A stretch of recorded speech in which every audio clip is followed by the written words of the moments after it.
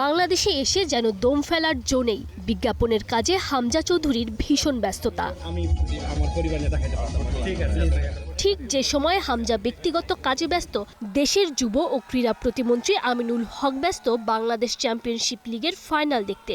তবে ব্যস্ত দুই মুখ খুব তাড়াতাড়ি এক হতে পারেন নতুন কুড়ি স্পোর্টসের সুবাদে। আমি হয়তো এর ভিতরে নতুন কুড়ির কোনো বিভাগে বা কোনো জেলায় উপস্থিত হতে পারি, তা আমার সাথে সফর সঙ্গী হিসেবে তাকে আহ্বান করবে। সে যদি সময় দিতে পারে, আলহামদুলিল্লাহ তাকে নিয়ে গিয়ে আমরা আমাদের সেই তৃণমূলের একদম প্রত্যন্ত অঞ্চলের ভবিষ্যৎ যারা তারকা খেলোয়াড় রয়েছে তাদের সাথে ইন্ট্রোডিউস করে দিতে চাই আমি হামজা চৌধুরীকে। নতুন কুড়ি স্পোর্টস আর হামজা জোয়ার নিয়ে কথা বলতে বলতে ফুটবলের উন্নয়ন নিয়ে কথা বলতেও ভুল করলেন না আমিনুল। জানালেন বাফুফের নতুন কোচের কাছে তার আশাও অনেক বেশি।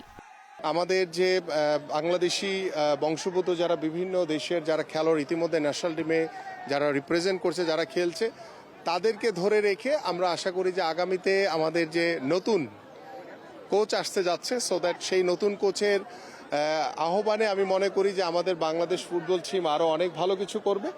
কেবল হামজাদের মতো অরিজিন প্লেয়ারদের আগমনেই নয়, দেশীয় ফুটবলার আর ফুটবলের অবকাঠামোগত উন্নয়নেই বাংলাদেশ ফুটবলে নতুন জোয়ার আসবে, এমনটাই প্রত্যাশা।